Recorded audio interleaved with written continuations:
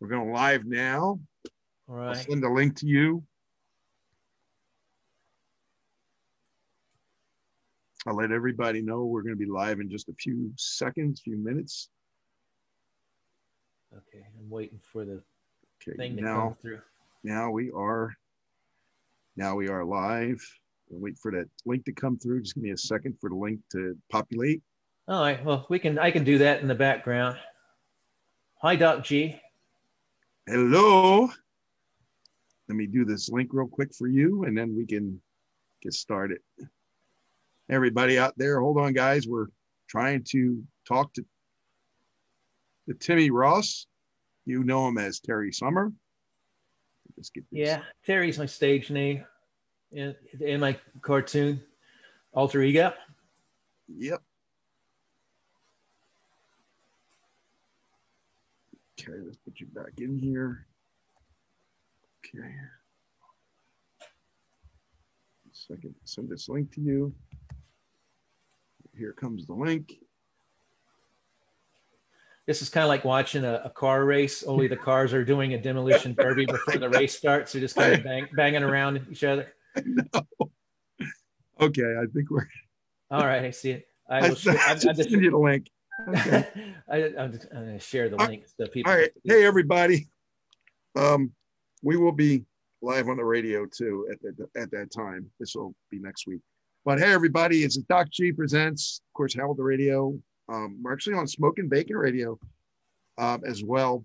This will be on next week. And we're also on another show called, or is it another station called WGCSR in California. And thank them for being part of this. But I want to welcome you to Docg Presents as I have my guest today, the unbelievable, amazing Timmy Ross, who is from Apologynone, and you know him as Terry Summer. He does the characters and everything, all the voices. We're going to talk about that, all that. I want to welcome, he's a good friend. Welcome, Timmy Ross. Thanks for having me on. You're awesome. It's my pleasure, brother. It's my pleasure. So, Timmy, let's talk about, let's not talk about your animation right now, but let's talk about your musicianship, how you got started in becoming a musician, how you had that knowledge to start not only playing all the instruments and doing this and doing that, but how did it start for you? Oh, it started around 1973, I guess. I guess I was 3 years old, 4. And I would totally drive my parents crazy because I would sing in the back of the car and just sing and make up. And they were all my own songs, my own compositions, you know. Oh, wow. Back then. Yeah. So it was a passion of mine. Always. I always wanted to make my own music. And, you know, by the time I was 8, I graduated to listening to records and pretending it was me up on stage in like the school gymnasium with a band of turtles and things, you know, doing that. So, I mean, it never ended. It wasn't until, you know, I did the school band thing, and it wasn't until, I guess I was 16, 17 when I just started really wanting to seriously write music and become a rock star. And so all through the 90s, I was trying to become a rock star, and it never happened. And somebody who I'd said that to said, "It sounds like you dodged a bullet."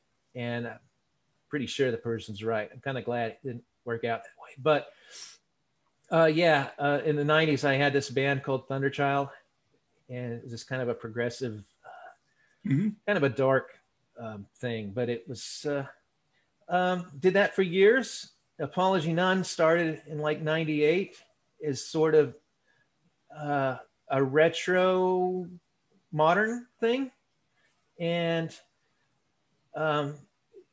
it stopped. I joined a band called Treble Clef in the late 90s, and it was a Jacksonville band. We played live. We had some albums out, and so that occupied my time. And then I moved to Alabama in 2005, and I had really stopped doing my own music. I had a bad writer's block for years and years. Yeah, and it wasn't until sometime in Alabama, about 2006, and I was just struggling. And my wife at the time, Gracie, she said, you know, why don't you just don't it doesn't matter what anyone else thinks. Do what you want to do. So I decided, you know what? I love 60s music. Why don't I make an album of entirely 60s music? It's all my own. It's all original, but it'll all these 60s instruments, no synthesizer, keyboards that are, never mind. Yeah. It's okay. So I ended up, I've said this story probably many times, but I was about the fourth or fifth song in, and she's like, well, why can't you do anything modern? Anyway, that became a funny little anecdote, but it ended up with the album High Society. So I actually finished the album, and it was totally 60s sounding, and it was a blast. And that's when I resurrected Apologynone as just a 60s, early 70s groovy era band. What a great album too, by the way. I got to say. Oh, thanks. It means a lot to me. I've made 2 other albums since then, Saturdalia Soundtrack and Sky Blue, but I still find myself, is it okay to listen to my own music? Because I like to, that's why I did music to start with, because I got sick of what I was hearing on the radio. I wanted to do it myself. You know, I don't understand why musicians say that. I mean, because they're liars. Yeah. When you create, well, I can understand one thing. If you played a song 1,000 and thousands and thousands and thousands of times for other people, yeah, I get that. You know, you're tired of it. I know you've heard it many, many times, but it's your own creation. Why would you be tired of it? You know, I don't get tired of it. I don't get tired of it. Oh, there's certain songs that a few DJs have just ran to the ground, and it's hard to listen to those. But other than that, yeah, I do enjoy. I enjoy listening to them, but I do keep going back to High Society. There's something about it that's just so fresh and spontaneous, and I want to work on a new album, and I want to go back to my roots, which would be that I want to have a little trivia about that album. There's 12 songs on it, and each song is in a different key, so it covers the 12 keys of the spectrum. And so cool. So no song repeats the same key. And it's very, it's got a lot of weird progressions and different things in it that I really dig. And yeah, so there were a couple songs that didn't make the album just because they were in the same key as another song. So I had to choose between those 2 songs, you know, obviously, but. No, but that's, you know, that's how we grow, right? You know, you learn, you live and you learn the other people like. I mean, I love your stuff. I love the stuff that you did. And you worked with other artists too. You worked with Vinnie Zumo, you worked with Phil Hatton, Westman's Hill, and a couple other bands, you know, you put on some of your CDs as songs. Owen Hodgson and yeah. Joe Brado. Yeah, they are all on the High Society, not High Society, Saturdalia soundtrack. They had a lot of collaborations in that, which was pretty cool. It was a fun experiment. Well, why do you think they want to collaborate with you? Because they think you're good, you know? Nobody would. I mean, I was talking to my buddy Jimmy Parker. He's been on many different things, and he says, why do you think people want to partner with you or work with you? Because they know you're good. You know, you won an award, you've done this, you've done that. Well, let's talk about that. We're going to talk a little bit about more music, but you've got so many careers going on at once. It's like, yeah. Timmy, which one do I talk about? I mean, you've got the animation going, you know, you've got the music going, and now you're an actor. You're doing stuff on, you know, locally where you're located, and you're, you know, winning awards for your films. And I want to talk about all that. Let's just pick one of them out and just talk about it. You pick. Well, yeah. Which road do you want to go down? Well, since this wasn't mentioned, is I love to make monster costumes and go to conventions like Comic-Con type stuff, and that's one of my passions. This one here. You know, this isn't how I normally look, but you know, I don't know. This is from Saturdalia. This is from a animated film I did, which you can find on YouTube, and it's in 4 parts, and I think you dig it. So I guess we can talk about the animations. I suppose that's the most, since I'm not making any costumes right now, but I'd like to start that again now that the film is over. Well, there's a lot of filming going on. So, I mean, even within COVID's guidelines and stuff like that. There's a lot of filmmakers still doing films, and they're always needing people that do costumes, and because a lot of people are afraid to go anywhere or do anything, you know. I want to give a shout out real quick though, Timmy, to Deborah Milstein. She's watching. Hi, Deborah. Our friend Ginny Capitelli, she's watching. She's actually, I believe, related somehow to Lou Costello. Well, hello. Mitchell J. and a couple other people are watching. So, and I'm Mitchell J. and a couple other people. Hope you're digging it. Yeah, they're not doing much on a Sunday. How's everybody's Sunday doing, guys? I enjoy the stuff that I create, but other than that, it kind of makes me a boring person. No, it really, you're far from boring, my friend. Far from boring. So within the music, let's go back to the music for a little bit. I hate to jump around like that, but that's kind of the way I conduct interviews. It's just like the music that you said you may be doing soon. Do you have any like songs ready to go, or you're willing to, I started one. Yeah, I started one. I wanted to test out the new bass guitar. So I kind of, I started one, but it's not even going to make it on the album. It's a special song because I'm actually working on another album of just lost songs, non-album tracks. And one day it'll be filled up. I'm pretty sure by the time this next album is done, there'll be a bonus of another Apologynone album of just rarities. And you probably know half the songs anyway. But yeah, I can almost. Are they covers? No, I've never done a cover with Apologynone. Actually, we did an ELO cover back in the 90s. It was a song called Look at Me Now from their first album, and it sucked when ELO did it. It just sounded awful. Yeah, I know they did. I thought we would do like a metal version of it, and it became our worst song, and it sucked. And I actually met Roy Wood and gave him the CD. They had this. I was like, I hope you don't mind. I did a metal version of your song, Look at Me Now. And he just got these big bright eyes and just grabbed my hand, gave me a big handshake, which meant a lot, but that was before he heard it.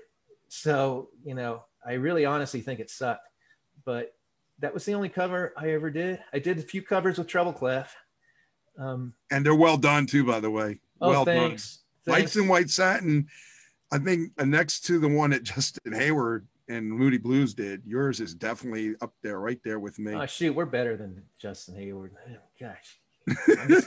Actually, I was huge Moody Blues. But I mean, that's the one I was used to hearing, and I heard yours the second time. I'm like, oh, geez. Yeah. Oh, thanks. Yeah, Moody Blues were my favorite band. Ever since I was a teenager, they were number one for me. I loved Moody Blues, Pink Floyd, Alan Parsons, ELO especially, and I kind of outgrew them all. It's nothing. I still have a place in my heart for them, and I have the memories and stuff. But I just don't. I get sick of music really quick. I can listen to a song that I love twice in a row, and then I don't want to hear it again. Oh, okay. So if I ever get Alzheimer's, I kind of hope that I lose my memory of the music so I can listen to it again. But I kind of heard someone say that even with that, you at least remember the music, which would suck because it's like, what? I'm not going to remember who my family is, yet I'm still going to be tired of every song that I've ever heard. That's a cruel joke, isn't it? It is a cruel joke. But I don't think I'll ever get tired of music. I'm just the kind of person that I love. I love to get deeply involved with the music and find out who wrote it, who was a part of it, and and that's what I wanted to ask you. A lot of your music, how did you write it? Did you write the lyrics first, lyrics together, or one or the other? It's always music first. Music first, and the music speaks. Wow. When a music's done, or when I'm getting through the song, then the music speaks to me. The lyrics are the hardest part to me. I'm not a poet. So sometimes it's rhyming moon with June, but I think everything has a theme or at least a vision. Yeah, stuff like that. I think the only one that had no theme at all was Capriccio, which is kind of I like that. I love Capriccio. It's very psychodelicious to me. Yeah, and Blast Off is good too. But that's what I want to ask you. What are some of your favorite songs that may not be your listeners or people that are fans of yours listener favorite songs? What are your favorite songs on the albums? Need Some Love From You is my absolute favorite. What happened was I had a falling out with Treble Clef, and we parted ways. and I was really heartbroken. And I just sat down and I wrote and recorded Need Some Love From You in just a few days. It just came out. And it's still my favorite ever song. And I'm actually working on a music video for it. I guess that's kind of one of my next projects, is to actually finish that. And it's a short song. It's less than 2 minutes. So that's all you need for a good song, less than 2 minutes. But that's my soul. I have a 60s soul. So, you know, I don't have that. Capriccio is another one. A lot of people don't know. That was what started the whole Apologynone thing, pretty much. And I had no idea what I was doing. And I just started shouting things into the mic as I was making it up. So no, you're kidding, right? You're kidding. I'm not kidding. I just started shouting things. And, you know, love, it should be a banging on my door, but now I'm sailing on. It doesn't make any sense. But, you know, people think, oh, it's a psychedelic trip. No, it's just me shouting things. And that's why it's called Capriccio, because that's basically what it means. It's kind of making a song up as you go along, which is what it was. And it worked out. I love it. That's really cool. Another one would be, I guess another favorite is Some Sunday Sunny Day from the Saturdalia soundtrack, which is actually kind of the theme to the whole movie. So yeah, I suppose I like Here We Are is a great one from the new one I love. Mm-hmm. And no one else seems to like it, but it's okay, because that's what makes a song cool, right? Because, you know, if Apologynone was for everybody, it'd be toilet paper, wouldn't it? So, I love your quotes, Tim. They're they're great. So you dabbled in a lot of stuff. I mean, we just talked about your musicianship, but you know, you dabbled into voices. You do a lot of the Beatles voices. You do them very well, by the way. All 4 Beatles is not an easy task to do. Well, to be fair, it's really just the 2 of us. Which 2 are you talking about, John? I don't even want to. Where am I going with this? Let me have a beer. Yeah, he's mumbling because he's got to. Never mind. That's better. I think that's freaking awesome, man. I mean, each one is distinct. Each one sounds just like who it's supposed to be. And yeah. go ahead. Well, actually trying to work on George. I'm actually, George is a tough one. Yeah. He's a little like John, but I think he kind of goes up and down with his, I have to work on it. You know, the best way to figure out impressions is to hear someone else do it. It's like presidents. Right. I've never realized presidents have an accent until I hear someone do it. Do their voice. And I'm like, well, they do sound like that, don't they?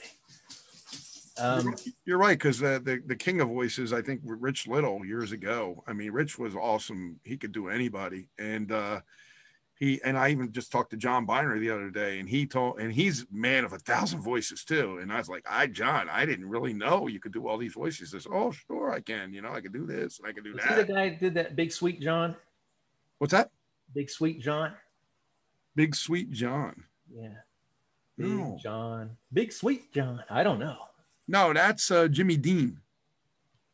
Jimmy Dean made the sausages. Big. I know. He also he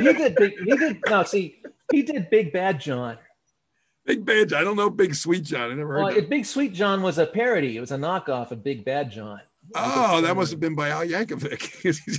I thought it was John Byner, but maybe I'm wrong. It was one of those guys that used to do funny songs. Oh, okay. I don't know. I never heard it. I have to check it out.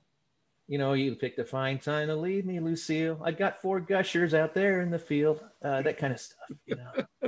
So you like a lot of comedy stuff too. You're showing our age. Kind of. You got to be careful with comedy. I have respect for stand-ups because, you know, if you're a rock star, you go out and everybody wants that same song.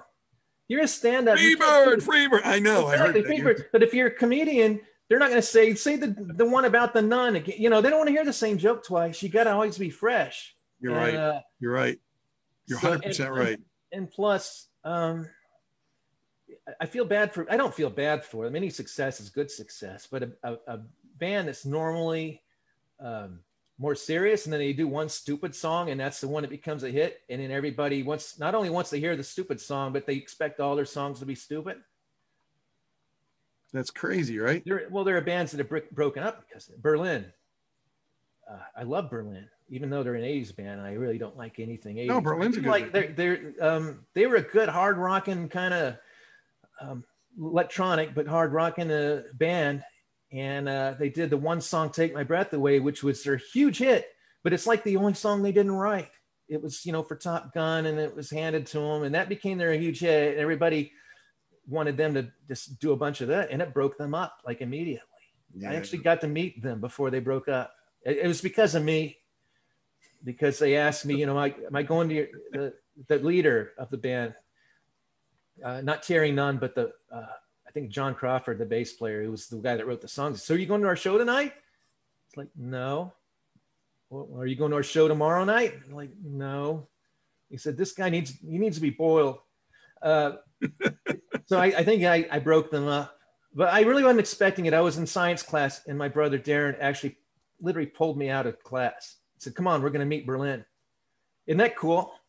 Yeah, that's really cool. So that's like, you're like the Yoko Ono of the Beatles then.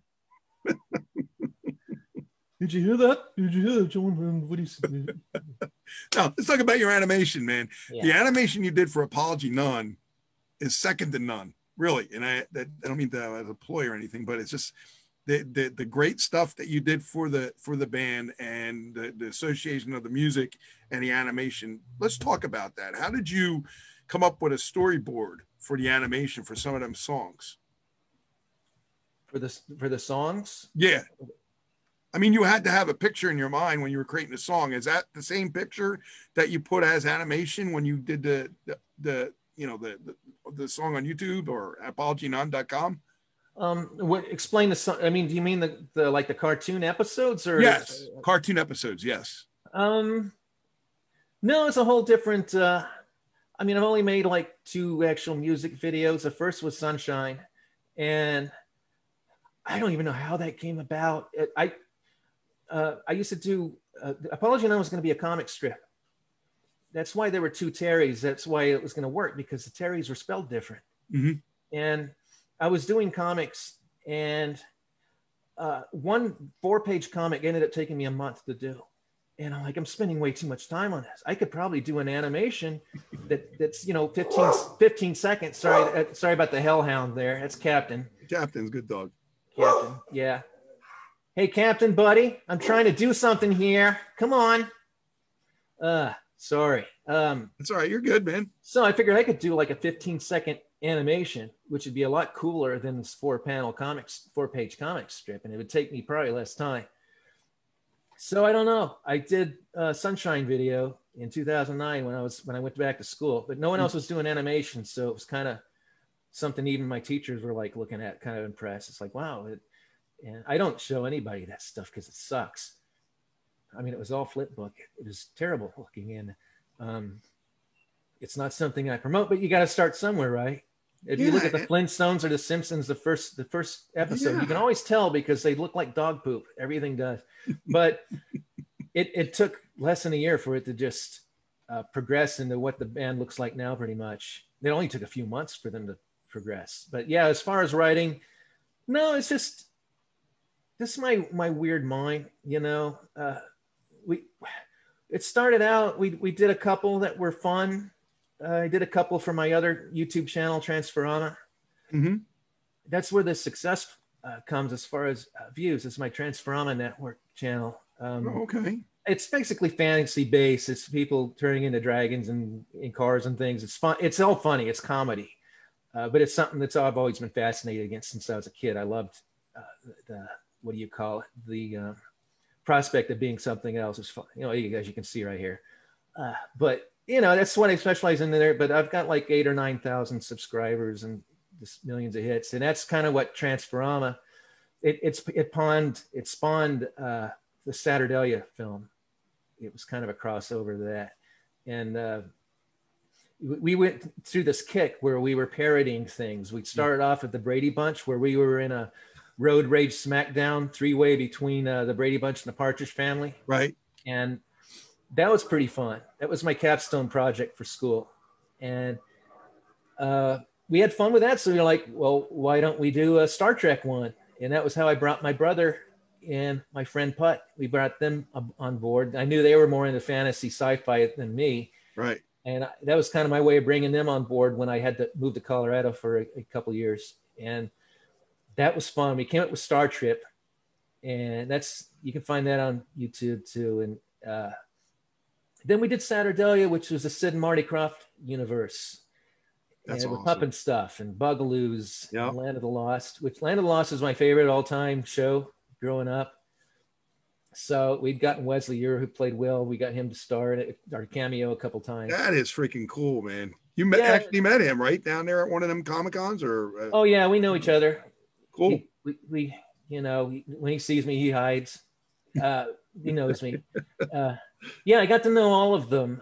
In fact, in the new film, the feature film, The Last Page of Summer, I reunited the whole cast of Land of the Lost. So we've got Will, Holly, Chaka, and Daddy, Rick Marshall. They're all in the scene together for the first time, probably since like 1977. So I brought the Marshalls back together. So that was pretty groovy. Even got Ton Saw in the film.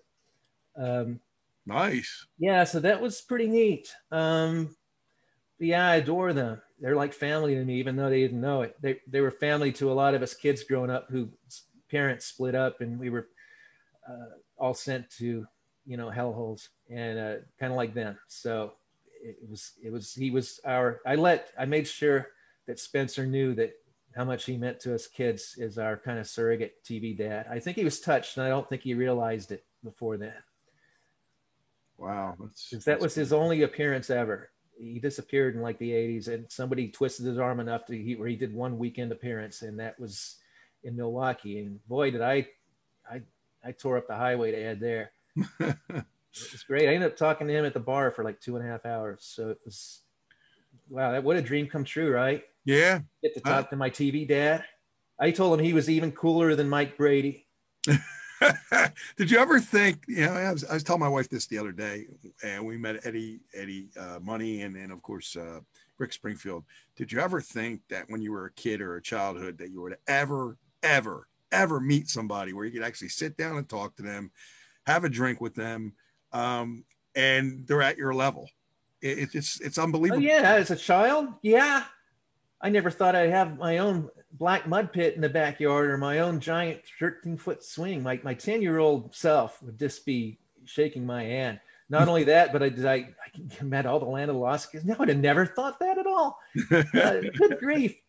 And ELO and Mike Pinder, the Moody Blues, gave me a written critique of one of my songs. Nice. Stuff like that means more to me than a award or anything. To me, and you can meet people and shake their hand and get their autograph, which is nice. Mm-hmm. I'm not taking that back, but then right. They might just forget about you the next minute. They don't know who you are anymore. But to put them in a cartoon, that's something they can kind of associate you with, and that's kind of with the Land of Lost people. I'm Timmy, the cartoon guy, cartoon boy. They knew he's but.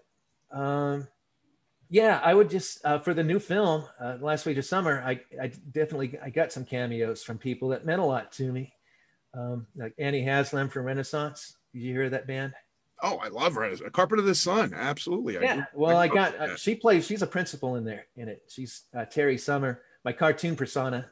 Terry Summer, she's his crush, so she's in it. And, nice. Yeah, I've asked a few different people to be in it. Pepe Castro's in it. Steve Katz from Blood, Sweat, and Tears Blues Project. He plays the gutter guy. Peter Noon said he would be in it. That's awesome. Well, kind of awesome.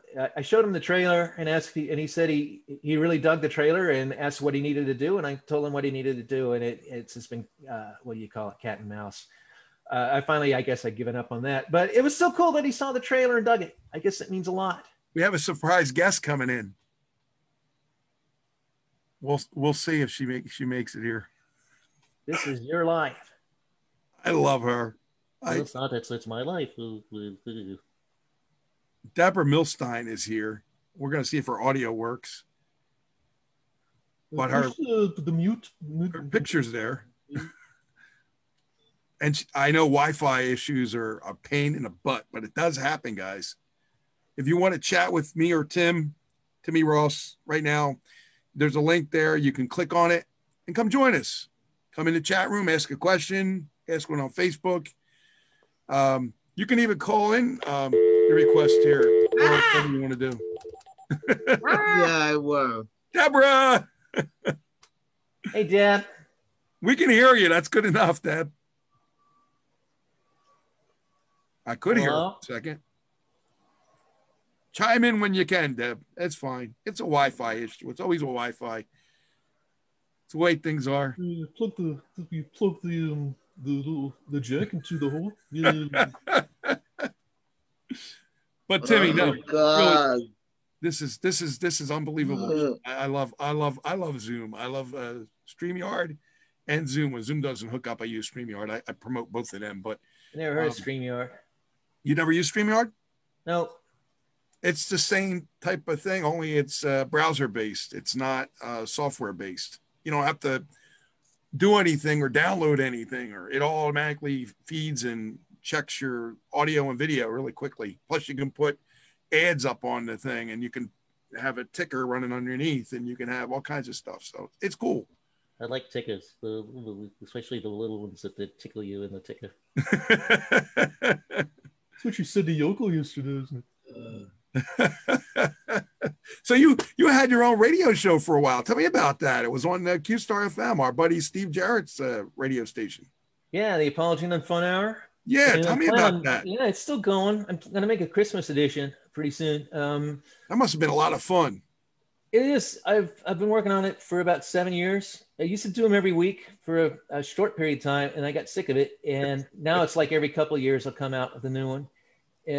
It's kind of a challenge. It's all about psychedelic pop music, from the groovy era, and with a little spillover here and there. But I try to focus on that, and it's me as Terry Summer, and I spin all my favorite records and get distracted by all of my groovy pals who live in the stupid same house as me. You know, Tracy Trell, and Rob Van Geis, and Zen Bob, and Barry, and Hetty Weed. But yeah, it started on Q-Star, but now it's also being picked up on Weird Sisters, which is our friend Molly's station. So, and I'll take it anytime you want to give it to me. I told you that. I told Steve that years ago. So I didn't know. I'd have given it to you. Anytime you want to send it to me, I'll take it and I'll start running it. I'm looking at 2021 as a new year, and we're changing things. We're changing formats. We're changing shows. We're doing different things. And, you know, I mean, Q-Star FM's got its radio shows. You know, we're all trying to be, unique, but at the same time different, Yeah, I always have to get rid of my floor mats. It's easier than having a vacuum. But, sorry, I was distracted. Yeah, well, I'll give them to you. Yeah, it's fun. The fun hours are fun. They're actually 2 hours. That's all right. It's an hour of fun, an hour of music generally. And I have a lot of spots I can put you, because I did have a lot of shows that up and left in a way, but that's okay. Yeah, everybody's got to move on, right? Yeah, I just have to piece them together. I'm terrible at that. I'm so disorganized, but as soon as I piece one together fully where I know everything's in order, I'll send it to you. Yeah, if you put them up on Spreaker, Spreaker.com, my friend Rob Scribner, I give him a shout out in Good Talk Radio. He's making a few bucks now with all the shows he has, and I've got way more shows than he has. And you say Streaker? I like to do that. Spreaker. Oh, never mind. I said too much. Todd Golden's watching us. Hey, Todd. Todd's a big supporter of independent music in down there in the shore area of New Jersey. Thanks, Todd. Appreciate it. Hi, Todd. Anyway, Apologynone about music. We take place in our Tooniverse in the cartoon world. It's all groovy era. I consider it about 66 to 72. So that's your music area, 66, 72. Anything after 72 you really didn't like that much, huh? No, it's not that I didn't like it. It's just I chose an era to start Apologynone, to reboot it as that band. And if you go too far, you'll get into punk and disco and all that. I didn't want to go in there.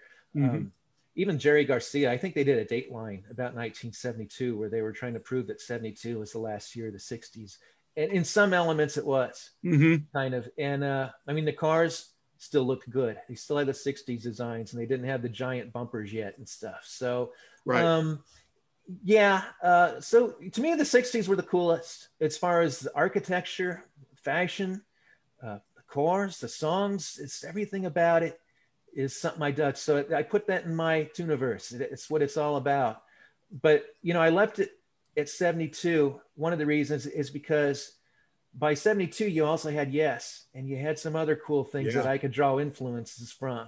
So, you know, that's part of why I didn't want to limit myself too much. If I limited myself to 66, then, you know, every song I do had to sound like this, you know, with they all had to sound like cavemen when they were saying. You know, I didn't know you like progressive rock. Some progressive rock. I love some progressive rock. Well, I like Yes, and what do you call it?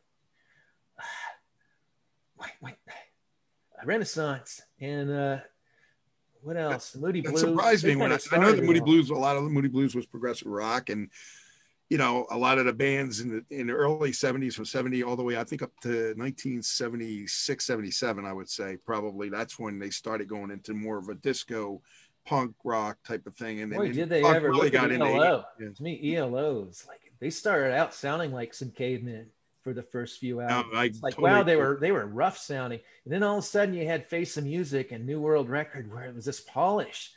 You know, could you imagine going back in time to 1972 and saying, this is what this band's going to sound like in 3 years and playing Telephone? I would have never listened to them.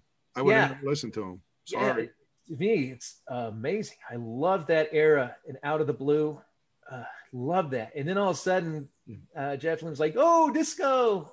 What are you doing? Yeah, no, you're right. I totally agree with you there too, because I think that just getting into the bands type of thing, I think that they were pressured also by the record companies to assume they had to get into that type of music because everybody else was. So I think it was just about to wind down then too. And then he got into like this techno kind of stuff, and I think he totally lacked inspiration by then. Yeah, and then he became a Wilbury, and he's still a Wilbury. He's never shaken that sound, and I don't get it. It's not my bag. God bless him. Yeah, I get what you're saying. He's still a talented man, and I'm glad he's found success at the ELO again, and I'm glad new generations are able to see ELO live, or at least Jeff's ELO. But it's not the same. At least the studio stuff, I don't get it. Let me read what Deborah Milstein is saying. She says, Fun Hour is good. She says, and Steve Howe, she likes Steve Howe. Of course, she'll comment. Somebody, Steve Winwood from Traffic was also great too, an amazing artist. But let's talk a little bit about more your career for acting. You did Spam-A-Lot. How was that when you did that? That must have been a lot of fun. I hated it. We had a really mean, cruddy director, and it cast a really negative feel over everybody. Oh, I'm sorry. So we were trying to do this comedy, and kind of abused. So it didn't turn out fun. I could have, if I didn't do that, I would have had a chance to see Denny Lane in concert. But as Deb mentioned, I was Tommy, the lead role of Tommy, the Who Tommy. That's cool, man. Now that was amazing experience. And we the director was Jill, who owns the theater there, and she's magnificent. Just absolutely adore Jill. And Greg, he's this big 7 foot tall guy, her husband, that he runs everything, and he builds everything. He's nonstop. It's just the team of them is just amazing. And I don't mean to belittle the other director. I just, people that come from different things, and she came from a different theater, and it was a whole different mindset, I guess. Also, I was what do you call it, from Camelot, Sir Lance from Camelot. Yeah. And that was an amazingly fun thing to do, and really enjoyed that. And the orchestra, had like over 30 pieces in the orchestra. It was wonderful. What know, would you have done with that, Tim, if you had that in Apologynone? If you had a way to get into an orchestra like that, I know you would have made it beautiful. Oh, they have a whole orchestra? Yeah. Yeah, maybe. I've got orchestration in all of it. I try to, everything in Apologynone, I try to make genuine. Sometimes I'll use keyboard strings, and you got to, unless you got a real orchestra. Although I do cheat. I'll put a bow on a bass guitar and put it through a distortion pedal and make a cello sound with it. Nice. I learned that from my bass player Ratchet from Treble Clef. He taught me that technique. Although I think I'm about to buy a real cello, even if it's an electric one. I'd really like to get the texture of real strings. I do use a real fiddle, and so I try to get as real strings as possible. All the horns are real in an Apologynone song. You play all them horns, or I play all the horns. I've got trombone, trumpet, I've got a mellophone now. I try to do all that. All the drums are real that you'll hear in an Apologynone song. In fact, the whole Sky Blue album was drummed by Sean McPage of Fragile X. He was amazing. He did a great job. Sean's a great guy. Really, yeah. And I hope you get to see The Last Page of Summer, the new film, because he does this magnificent drum solo as Barry, and it's really funny. I got to check it out. Where can we see that at? It's not publicly available yet because it's in the film festival circuit, but by the summer of next year, hopefully it'll maybe be on Amazon Prime or somewhere. You'll be able to see it then.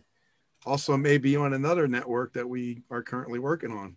I can't wait for that to happen, because it's gonna be huge for us. I know that.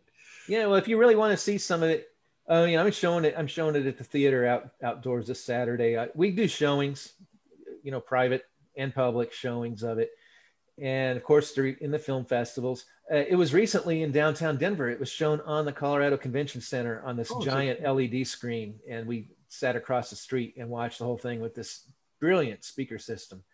And it was so cool seeing it on this, I don't know how many feet, 50 feet or 100 feet. I don't know how big the dang thing was. It wrapped around the corner of the whole building. So it was really neat to watch. But everybody's canceling or putting their festivals online, and that's kind of lame. I picked a heck of a year to finish my life's work, but what can you do, right? It's not your fault. There's people that have it a lot worse than me. I'm just glad I've got it done, and I'm glad that people are digging it, enjoying it. And if you do see it, just know that if some people are saying that this film is really current with everything that's going on, and it wasn't supposed to be. I finished the main plot before January, or like in January, everything was done pretty much. So it's a lot of weird coinky dinks, but yeah, it is. I do consider it my life's work. It took 3 years to make. And you were talking about how ideas come. And this one, because my wife at the time, Gracie, and son Josh, they did the Tracy Trell and Rob characters, but we parted ways, and I was kind of depressed. How am I going to continue this? And my good friend Tony Dixon was like, well, why don't you make a short film about Terry Summer, A Day in Life, and just have him get in all this little trouble. It's a day in the life of Terry, right?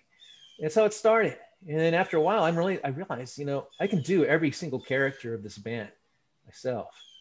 Why not bring them into it? And the thing is all the other short films I did in Saturdalia, we were parodying things, other films, other TV shows, and people didn't know who we were. Mm-hmm. And I'm like, I'm sick of that. I want to make a film with no homages to anything. There's going to be none of this. Remember this commercial from 1971? None of that stuff. Every joke's going to be our own. It's going to stand or fall on its own with all of our own original material, and no wink, wink, nudge, nudge. Remember this. None of that, because nobody knows what I want them to know what my bedroom looks like, and what our house looks like, and where we hang out, all about Hula Vista, where we live, who we are. And that's where it started. And then I started watching these funny critics on YouTube, where they'd watch a movie and they would just laugh at things and point out all the shortcomings. And I'm like, well, what if they were looking at mine? what would they be laughing at, and what shortcomings? And one of the big things was films didn't have a good antagonist. And I'm like, well, I don't think I really have a good antagonist. We had a kind of a news TV guy that was going to be a butthole, and that's not strong enough. So things started to evolve, and then film got a really dark undertone after that.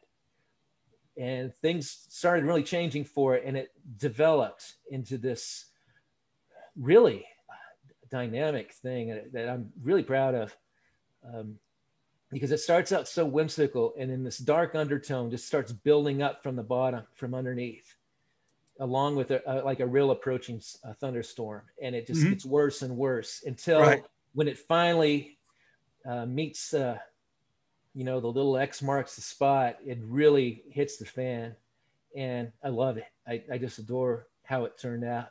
So it's kind of got a very organic feel to not only the plot, but the humor, because a lot of the humor started out as things that I experienced in real life that are just too crazy to have, you know what I'm saying? It's too crazy to have made up.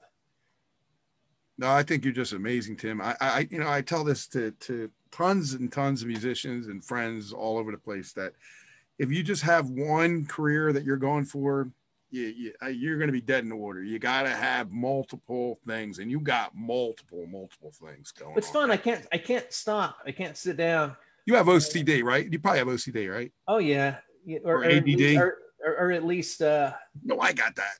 or at least Tourette's. Sucker. No, I'm just kidding. No, I'm very. I can't stop.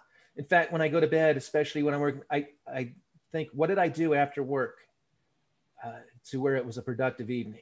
I did this, I did that. Okay, I can go to bed knowing this is a productive evening, because it gets pretty tedious. I mean, doing the animations, when I get into it, I get off work and then I work on that until like 11, 12 o'clock at night.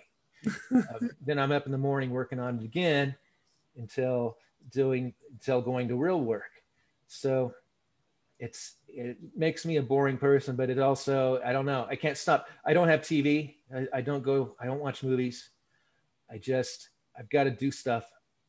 I can't watch auto racing because I want to be in the car. I don't want to watch it. I've got to be doing something. I got to be doing something. It's kind of nonstop. That's kind of the way I am with sports.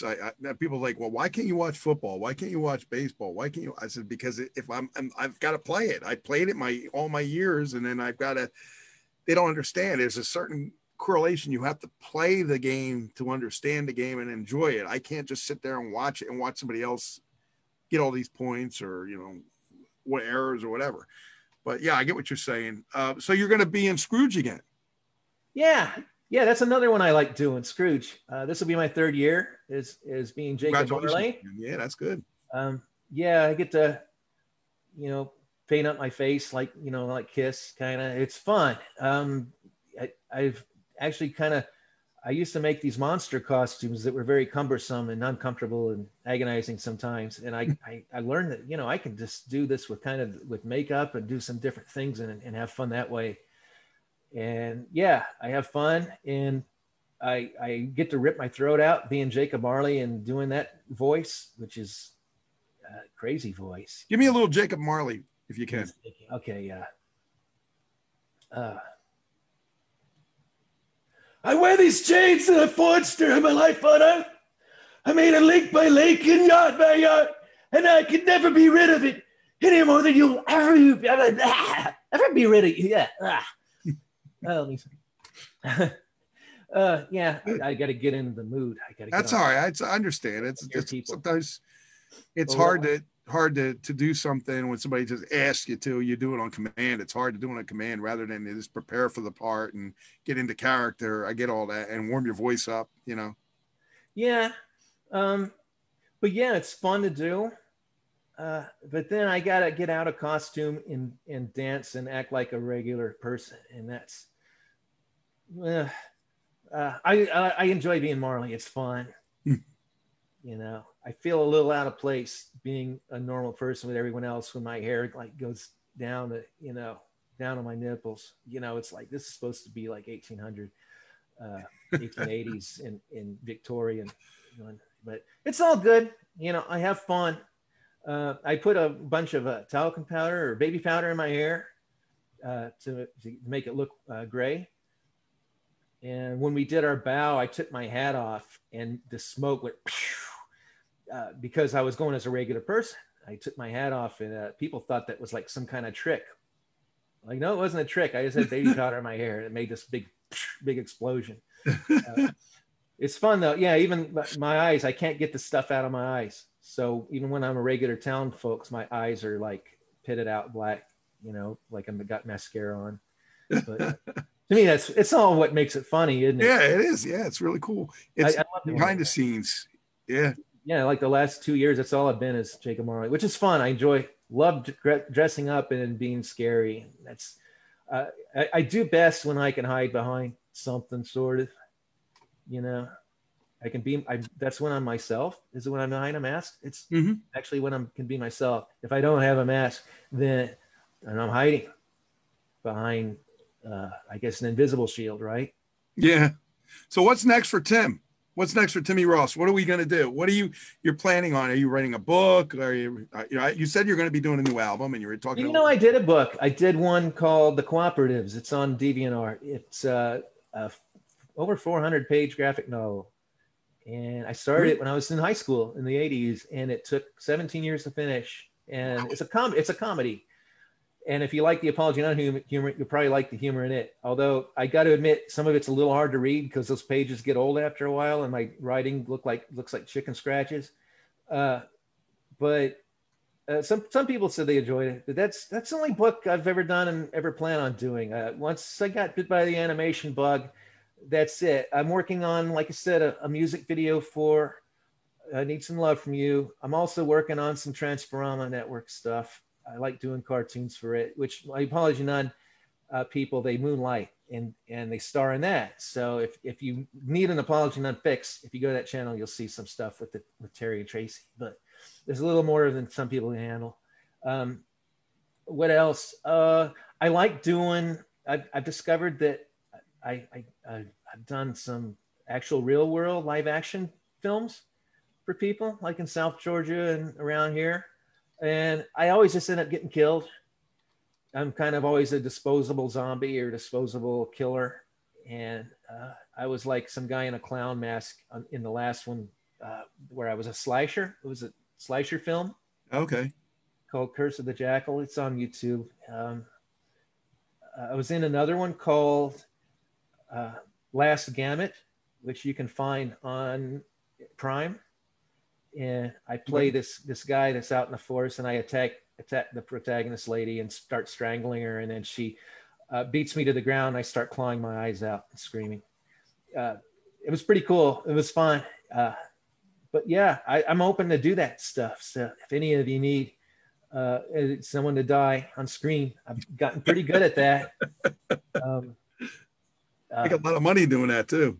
We talked to Art from the Sopranos, and Artie, he's a great guy, and they used to choke him out, in the show, and we said, he said, yeah, I'll get choked out anytime as long as they keep writing more checks. I'm like, that sounds good to me. Whatever works for you. Yeah, I made $50 once, so I guess that kind of makes me a professional actor because does. Yeah. Well, I did it free, and then it was a callback because there was some technical issues or they wanted to redo the scene. So then I got like a $50 for going out and redoing it again because I had to go to Georgia to do it. So it was, which isn't a big deal. Georgia's like 2 freeway exits from where I live here in Florida. So it's not like a big deal, but yeah, love doing that. I love doing the theater, especially Amelia Musical Playhouse on the island. That's my theater that I go to. A lot of times I just get drafted when someone drops out.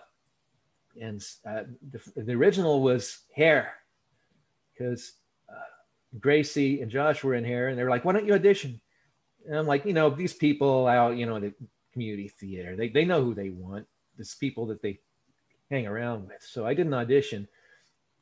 And anyway, the lead actor kind of had some issues, and I ended up being Claude, the main character for half the shows. And that was pretty amazing. And I just did it as Terry Summer as Claude. I used my 60s Tuniverse persona as Claude. And it was a blast. And it was such an adventure to do that. And I think after that, I realized how much I loved it. I think my next thing was Gracie and I were Sonny and Cher, only she was Sonny and I was Cher. And we did I Got You Babe for the Valentine's Day thing. And, Yeah. Oh, it's fun. It's fun going up there and making a fool of yourself. Yeah, I know. Tommy was probably the best, and the band was just group-tastic. Oh, wow. The band, I mean, you can't do a rock musical without a good rock band. And they did it. Wow. I had laryngitis, though. I did in hair, too. Both. I would go to Colorado and come back not sick. I didn't have the sniffles or anything. I would just lose my voice.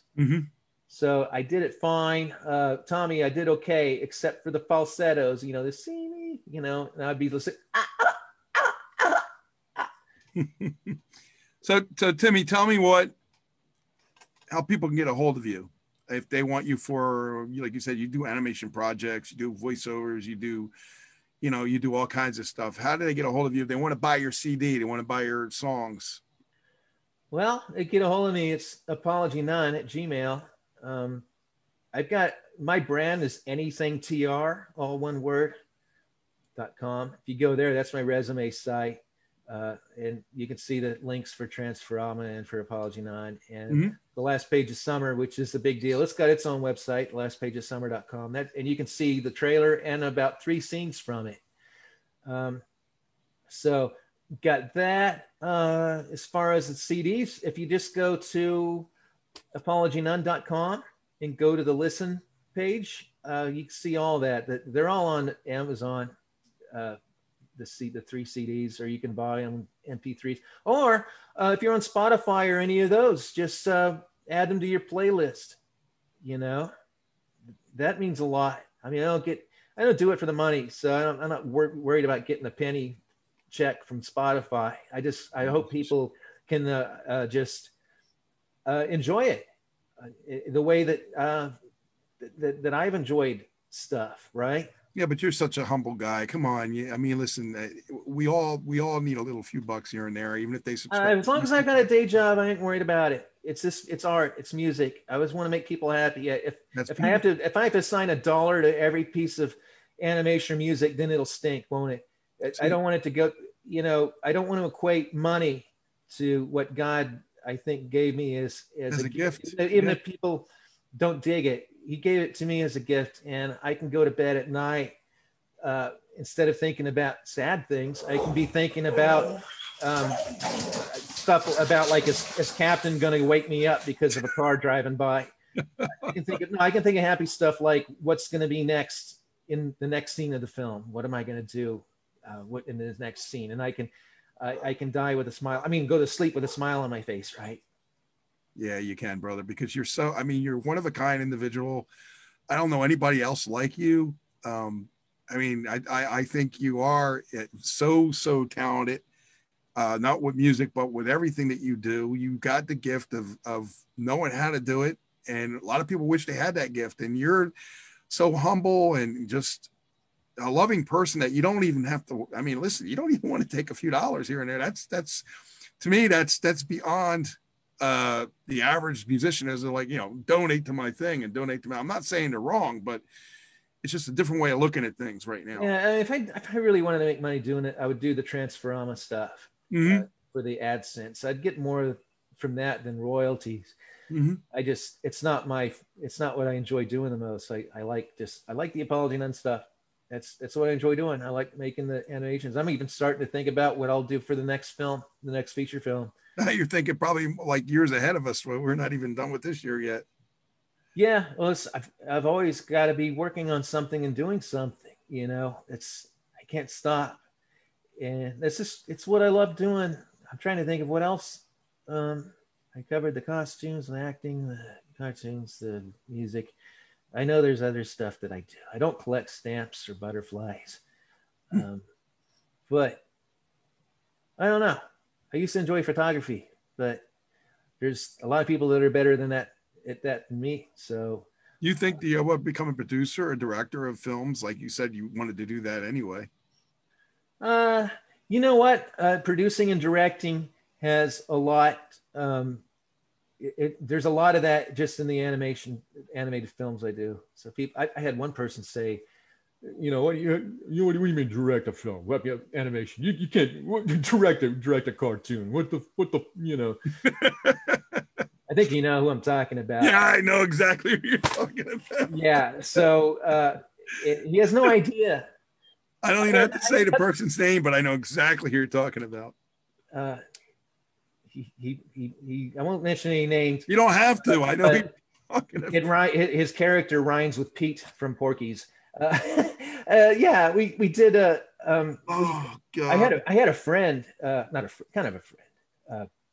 He lived across next door to my grandma's. He was a plumber, and we were doing some work, and we went out to have lunch. And I was telling him about the cartoon band Apologynone. So we were riding around, and I said, "So what kind of music do you like?" He's like, "Not cartoon music." And I'm like, "This guy doesn't have a clue. He doesn't know what he's talking about." So I showed him this one little episode. He's like, "Wow, this is great. This is funnier than South Park. And wow, the music's real. It's rock, you know." And it's like, yeah, what did you think when I said cartoon music? The Archies, you know, Josie and the Pussycats. Come on. You know, I've had people compare me to the Archies. I used to compare us kind of, like we're not nothing like the Archies. They stand there in place and let their necks bobble back and forth while they sway. That's all they do.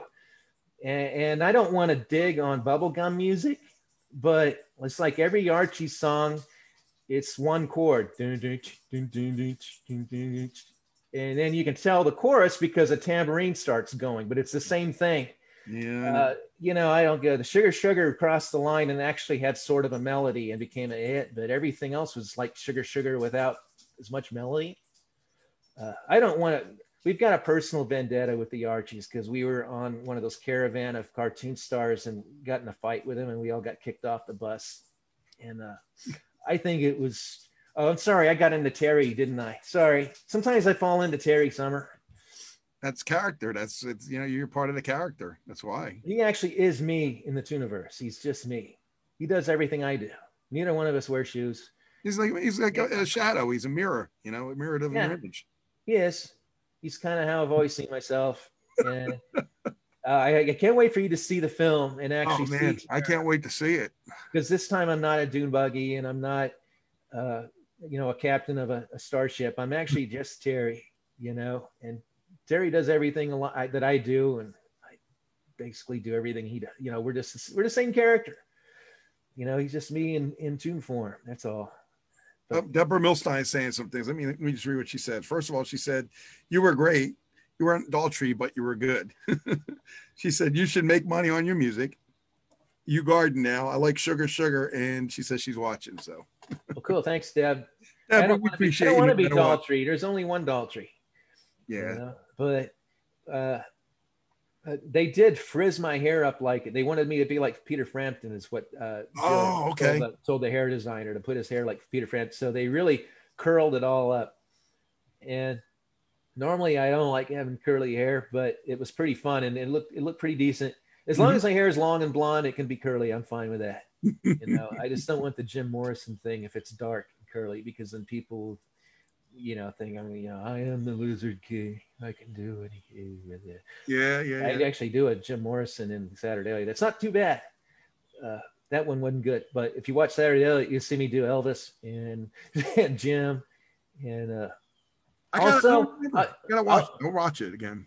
I can't leave without talking about the Wrong Channel show that we do. Please do. I said promote anything you want. It's on Spotify. It's a comedy show I do with my friends Steve Jarrett and Tony Dixon and sometimes Allie Dalton. We do this comedy show. It's kind of like Dick Van Dyke. We're all in a room together and we're trying to work for a network, and we're trying to write TV shows. The boss will call and tell us to come up with a show about a mountain man that tugs at people's hearts. So then we'll spend the whole time jerking off. You hardly ever get to talk about the show. We'll be throwing water balloons from the window. But yeah, It's fun. It's like I said, it's on Spotify. It's called The Wrong Channel. It's definitely worth checking out. We also we're doing something called Battle Gab, which it's got a YouTube channel and on the Facebook thing. So we do live things usually about every week. We try to do a live.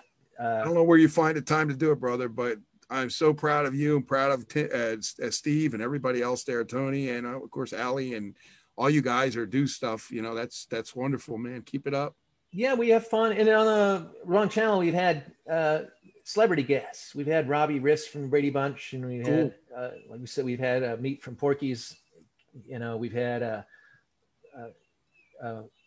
Kathy Coleman and Wesley Ear from Land of the Lost. We had Stan Livingston from My Three Sons. We had some people on there. Such a nice guy he is. It's fun. It's fun getting guests. They don't know what they're in for when they, get in the same room with us, but they usually come out a little bit, jittery. I've been trying, I'll just tell you real quick. I've been trying to get my cousin, Deborah Gibson, on one of my shows for like probably more than a couple of years now. And I don't even think she knows I'm her cousin. I was just telling my friend, Jimmy Deal, who's going to be doing the show with me starting the 16th or the 23rd, where he was actually one of Robin Leach's producers for Lifestyles of Rich and Famous. So he knows freaking everybody in the industry, and agents love him.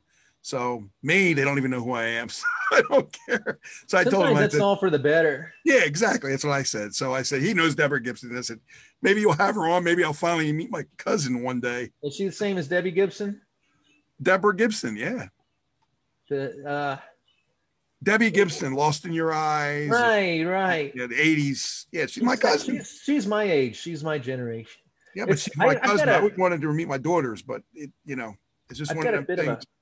My generation's a bit lost. I'm the Corey Feldman. Yeah, we're the Brat Pack's younger brothers and sisters. Corey Haim, Corey Feldman, all those. That's my generation. I think our claim to fame was probably I'm the kids' age that were in The Christmas Story with Ralphie and all that. Scotty Schwartz, good friend of ours. Absolutely. Is he Scott? The tongue licker. Really? Schwartz? Yeah. You know him? Yeah. My daughter knows him really well. He was here last year, before there was COVID-19, and he stopped at our studio. My pictures taken. We went out to breakfast with him. Well, we need to do one with him. I actually imitated him in Saturdalia, awesome, along with 100 other things. When my band left without me, I got out. I was like, "Come back, come back!" I was doing it. I guess. And I love Flick. I'm thinking of Flick. That was Flick. It's Flick. Schwartz was he was the one that put them all up to it. He was like, come on, dumbass, smart ass. Yeah, I know him. No, Schwartz was the one that got his tongue caught on the pole. Are you sure that is Flick? Right. Oh, but his real name is Schwartz. His real name is Schwartz. Now I'm getting confused. It's been a lot of fun, brother. Now, listen, just best of luck to you. Best of luck to everybody. Send me your shows whenever you want. I'm in touch with Steve whenever he wants to, reach out to me. I'm here, but it's always been a pleasure. You guys, you just keep on moving forward. I'm proud of all of you. Keep on doing what you're doing. The world's going to open up soon, and we're just going to, take over, I think, because I don't think there's going to be any radio stations out there yet, but whatever, who knows? Well, yeah, let's end this on a depressing note. Why don't we? Yeah. Well, we're still here. We're still here. We still play Apologynone. We still play. I know. It's all about spreading the grooviness. That's the only reason I do it, right? I want to make people feel a little better. No, and you do, even if it's watching me fall down.